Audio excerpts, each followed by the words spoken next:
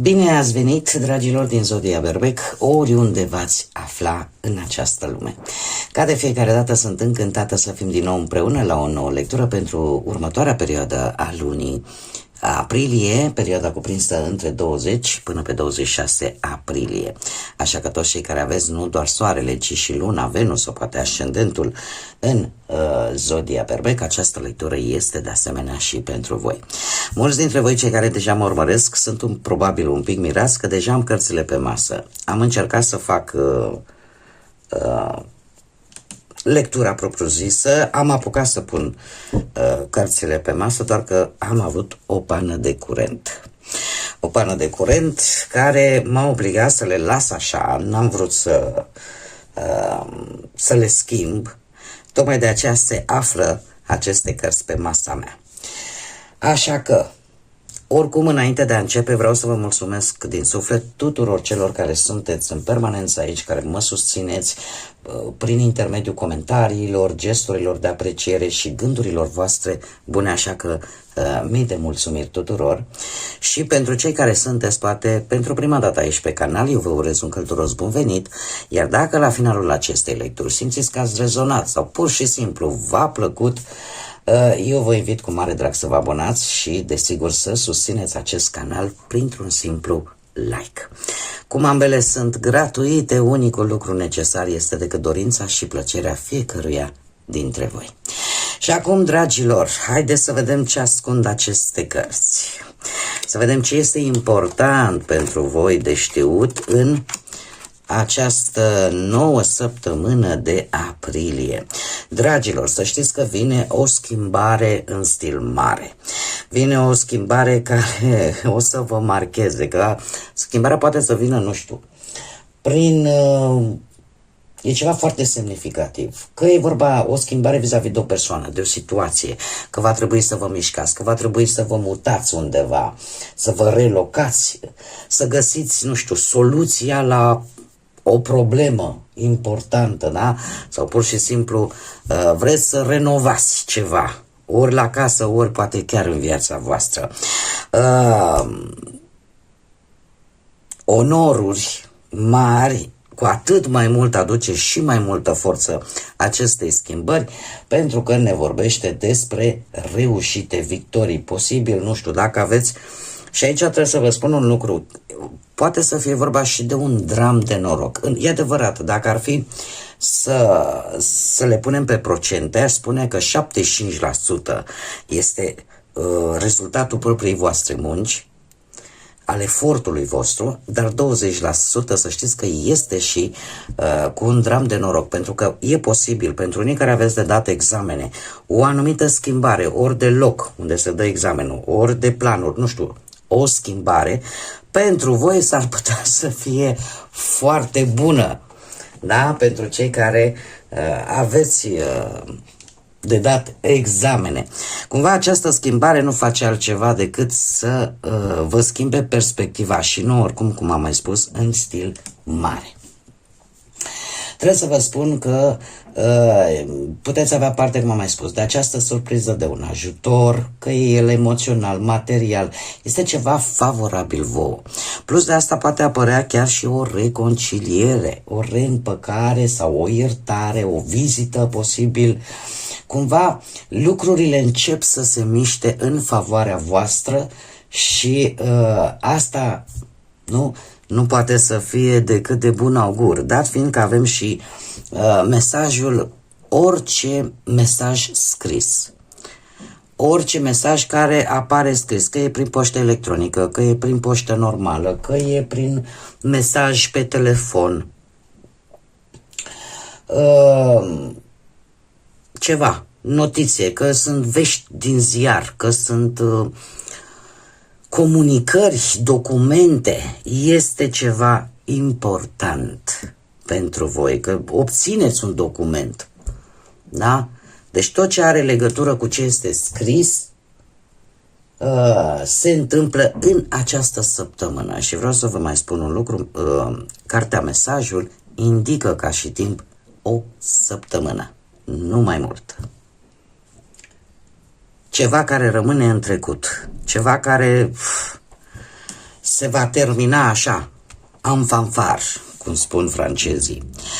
Haideți să vedem acum ce ne spune și tarotul. Ce vine pentru dragii mei din Berbec în săptămâna 20-26 aprilie? Să vedem.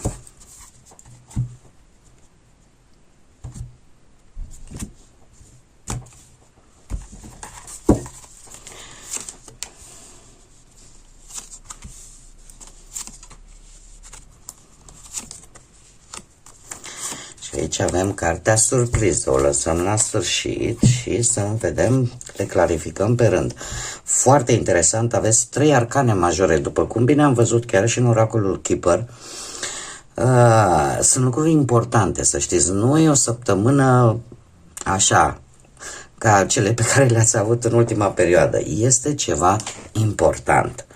Și avem moderația, semnul Săgetătorului, poate unii dintre voi aveți și vreun ascendent în Săgetător, avem nebunul, aici implică foarte mult Uranus și ușor Vărsătorul, dar Uranus în mare parte, care îmi vorbește de schimbare, de ceva ce te face să redevii tu și să fii mai independent. E o dorință de a scăpa de ceva care te-a constrâns. Avem de asemenea zodii aici puteți fi chiar voi, da, pentru că e un paș de bâtă, e o zodie de foc, sau alte zodii, cum bine am văzut și cu moderația, pentru că și Săgetătorul este o zodie de foc. Deci Berbec, Leu sau Săgetător, și avem zodia Balanță pe justiție. Acum, haideți să le clarificăm un pic și pe urmă le luăm rând pe rând. Clarificăm, te rog, pentru dragii mei din Berbec în perioada 26 aprilie. Clarificăm, te rog, nebunul.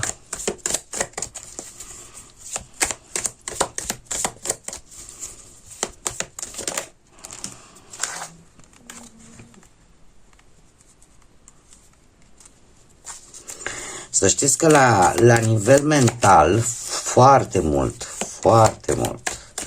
o să vi se clarifice foarte multe lucruri, să știți. Și în special pe partea banilor.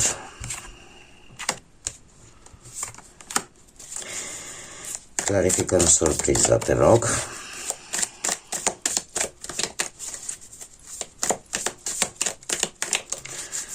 Clarificăm surpriza. Care este surpriza? Și le voi întoarce, le lăsăm aici până la timpul cuvenit. Și acum, dragii mei dragi, haideți să o luăm cu începutul. Partea muncii, să știți că la partea muncii sunteți destul de, cum să spun eu, între două ape, ca să spunem așa. De ce? Pentru că, mai ales cei care știți că aveți vreun ascendent în zodii de aer, Gemeni, Balanță sau Vărsător, este o liniște ciudată la voi. De ce? Pentru că la locul de muncă cu moderația, deci dacă aveți Săgetător în ascendent sau Gemeni, Balanță sau Vărsător, cu atât mai mult, să spunem, da? Dar se aplică pentru toată lumea. Acum, moderația pe partea muncii îmi vorbește de faptul că încercați să lucrați cât mai bine în echipă și poate chiar reușiți. Încercați așa să găsiți, nu știu, un echilibru. Aveți tot felul de idei, câteodată chiar încercați să mediați anumite conflicte care pot apărea la locul de muncă, că e între colegii voștri, că e cu șefii, că e cu niște colaboratori. De ce? Pentru că este această tendință, da? De a, dom'le, lasă ca să fie bine, mai las eu de la mine, ca să fie bine. Acum trebuie să vă spun un lucru. Nu o faceți neapărat, poate unii dintre voi, mai ales voi, nu înghițiți anumite lucruri fără ca voi să aveți un scop. Asta nu înseamnă că sunteți ipocriți. Asta înseamnă că efectiv sunteți poate într-un moment în care vă cunoașteți interesul. și încercați pe cât posibil să mediați lucrurile la locul de muncă. Dar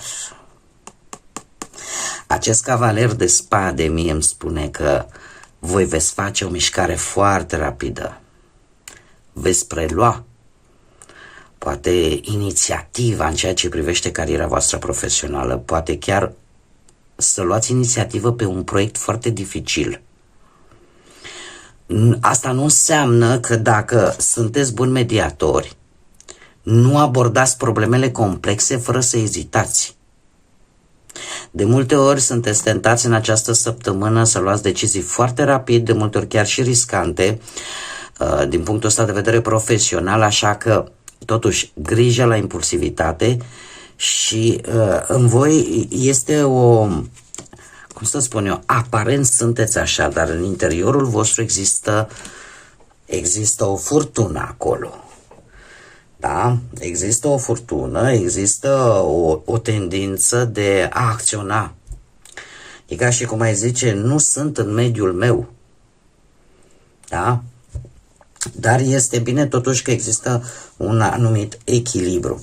Ce este interesant la partea banilor în această săptămână, dragilor, aveți foarte multe spade alături de nebunul. Să știți că niște informații care ajung la voi, culmea,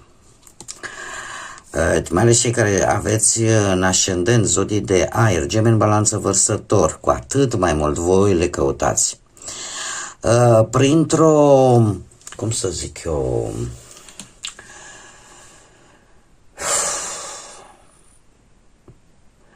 printr-o situație pe care neapărat nu ați planificat-o.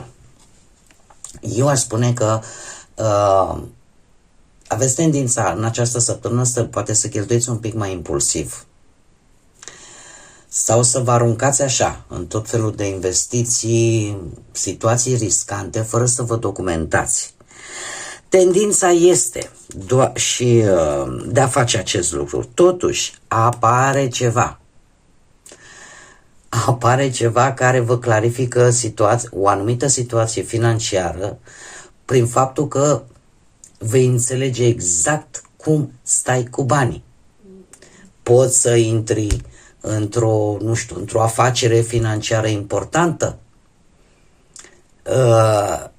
E posibil acest lucru, această informație să vă vină în urma unui mic conflict legat de bani, în care voi să aflați informații importante și lucrul ăsta chiar să vă ajute. Pajul de spade este cel care arată felul în care voi abordați lucrurile la nivel material. Sunteți mult mai activi, dar și curioși, iar curiozitatea voastră să știți că vă ajută foarte mult în această săptămână, pentru că vă aduce informații de care voi chiar aveți nevoie pentru a nu vă risca inutil și pentru a nu vă arunca așa în gol fără toate datele problemei, mai ales în special când vorbim de bănuți. E posibil să vă gândiți la noi modalități de a câștiga bani. E adevărat că uneori aveți și idei noi destul de riscante, totuși ar fi bine să vă planificați, pentru că în momentul în care descoperi de fapt despre ce e vorba și riscul, îți dai seama că riscul este prea mare, mai ales dacă nu ai niciun plan bine făcut, încercați totuși să evitați deciziile pripite care pot duce la mai multe pierdere financiare. Așa că mare grijă, profitați de aceste informații sau căutați-le în cel mai rău caz. Haideți să vedem cei care sunteți într-o relație. Pe partea sentimentală avem un paș de bâte, dar în același timp și un 9 de spade. Dragii mei, ce e cu voi? Ce este cu voi? Ceva vă răni, ceva vă supără, ceva vă stresează. Ceva care, pe parte sentimentală, aș spune că voi aparent așa trimiteți mesaje, sunteți plini de energie, Încercați pe cât posibil, nu știu, să petreceți mai mult timp cu perechea voastră. Poate chiar veniți și cu tot felul de idei de-astea mai jucăușe în intimitatea voastră, destul de creative, dar este ceva care vă macină în spate. E o neliniște emoțională. Există o teamă, ori de pierdere, ori că te temi că partenerul te dezamăgește, ori ai o stare așa de anxietate legată de viitorul relației voastre, gânduri care vă cam tulbură din punct de vedere emoțional în această săptămână. Posibil să apară și o mică lipsă de încredere în perechea voastră și, desigur, poate și tendința asta de a dramatiza, să spunem, prea mult situațiile în relația voastră. Și aici trebuie să fiți un pic atenți. Exact cum bine am văzut și aici. Voi sunteți ca Vezuviu înainte să izbucnească, când totul era ok, era fine. Așa că aveți un pic de grijă. Cei care sunteți singuri, pe partea sentimentală, avem justiția, 7 de bâte și un as de bâte. Dragii mei dragi, Zodia Balanță, să știți că cei singuri aveți șansa ca o anumită așteptare să dea rezultate. Nu știu dacă veți cunoaște pe cineva care are legătură la propriu cu justiția, da? Să lucreze în domeniul ăsta, la autorității, pe la primărie, pe la judecătorie, pe la în locurile în care în general ne ducem cu toții ca să rezolvăm câte ceva. Dar aș vrea să spun un lucru. Unii dintre voi încă vă gândiți la anumite relații din trecutul vostru. Există o gândire de cum au fost relațiile voastre înainte și ce ați învățat voi din ele. E o săptămână în care se pare că cei singuri vor înțelege ce a funcționat și ce nu. Iar asta vă face să căutați relații bazate pe mai mult respect, pe mai multă sinceritate, pe mai mult echilibru. Acum, faptul că ați luat această probabil decizie la un moment dat, cu acești 7 de bâte, nu face altceva decât să îmi arate că există posibilitatea, dacă n-ați întâlnit-o, să o întâlniți, o anumită persoană care să vă provoace, dar care în același timp să vă și testeze răbdarea, să vă testeze valorile voastre, să vă pună în situații în care voi nu trebuie să renunțați. Asta e ca o lecție, cum să spun eu, foarte activă. De ce? Pentru că aveți șansa să învățați efectiv și să faceți comparația. Ce fel de tip de partener vă doriți? Cum să gestionați anumite situații într-o relație.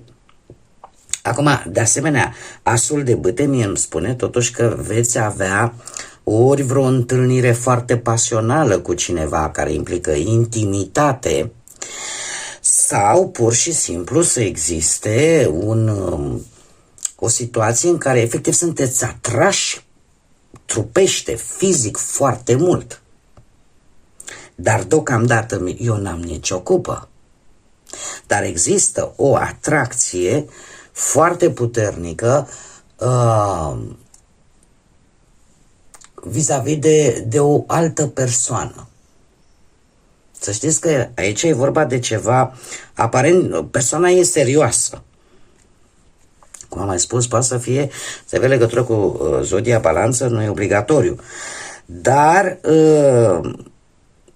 tind să cred că nu este de acum. Tind să cred că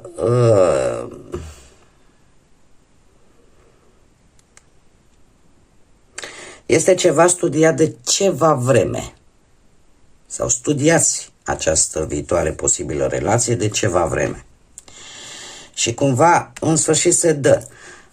Unica avertizare pe care aș vrea să vă dau și care mi-o transmit cărțile, aveți grijă în a nu fi atrași de acele relații care deja sunt tensionate sau conflictuale.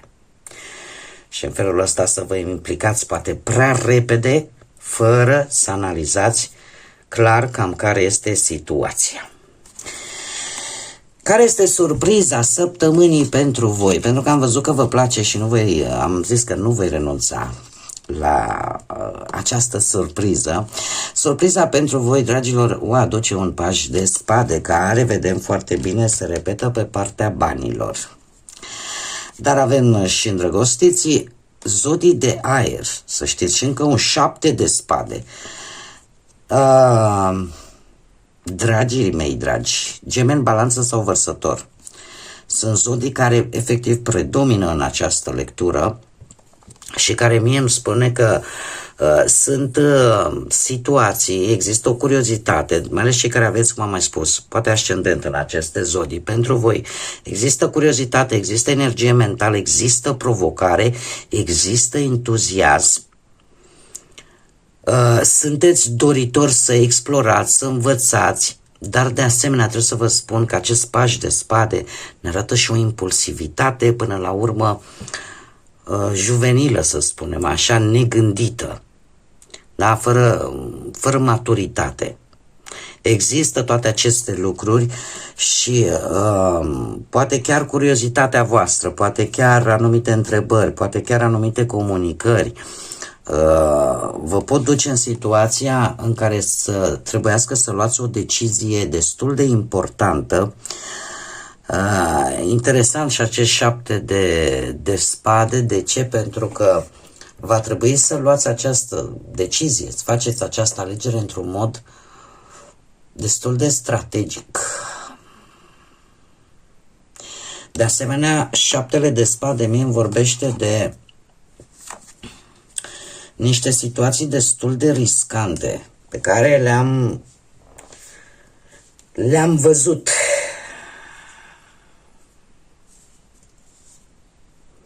Tot pe partea banilor. Deci, faptul că se repetă pajul de spade, e bine că sunteți curioși, e bine că cereți informații, dar să știți că sunt lucruri care nu vi se spun. Sau sunt lucruri care, nu știu, situații în care voi ar trebui să fiți atenți, pentru că nu totul este ceea ce pare. Este ceva foarte riscant. Încercați pe cât posibil să evitați problemele și să luați cea mai bună decizie prin, așa cum bine vedem cu îndrăgostiții, prin conexiuni comune. Alegeți ceea ce se potrivește cu voi, indiferent că vorbim de muncă, indiferent că vorbim de bani. Alegeți ceea ce voi știți că puteți coordona. Da? Și dacă vorbim de relații, construiți acele relații în care voi vă regăsiți ca și valori comune, ca și principii comune. Nu e o săptămână, din câte vedem, aveți o energie wow. Deci n-are rost să vă complicați viața mai mult decât trebuie și să vă implicați în tot felul de riscuri inutile, prea mari. Știți că e o vorbă bătrânească la noi, la români. Vă întindeți efectiv cât aveți plăpumica, nu mai mult.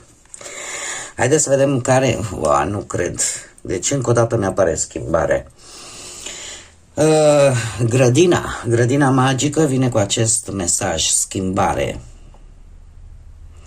Așa cum căderea frunzelor, așa cum frunzele cad, așa și tu trebuie să îmbrățișezi schimbarea. Este ceva important, dragilor, în această săptămână. E clar. o schimbare importantă. Și de asemenea acest mesaj mie îmi spune că este ceva important, dar este ceva care, cum să spun eu, în mod natural trebuie să se schimbe, trebuie să se termine pentru a da loc noului. Doar că voi trebuie să fiți atenți, cum am mai spus, la riscurile inutile. Bun, dragii mei, cam atât am avut pentru voi pentru această nouă săptămână de aprilie. Eu vă mulțumesc tare mult că mi-ați fost alături și până la următoarea noastră reîntâlnire, nu uitați, suflete frumoase, să zburați înalt și desigur să lăsați iubirea, pacea, speranța și lumina să vă însoțească la fiecare pas.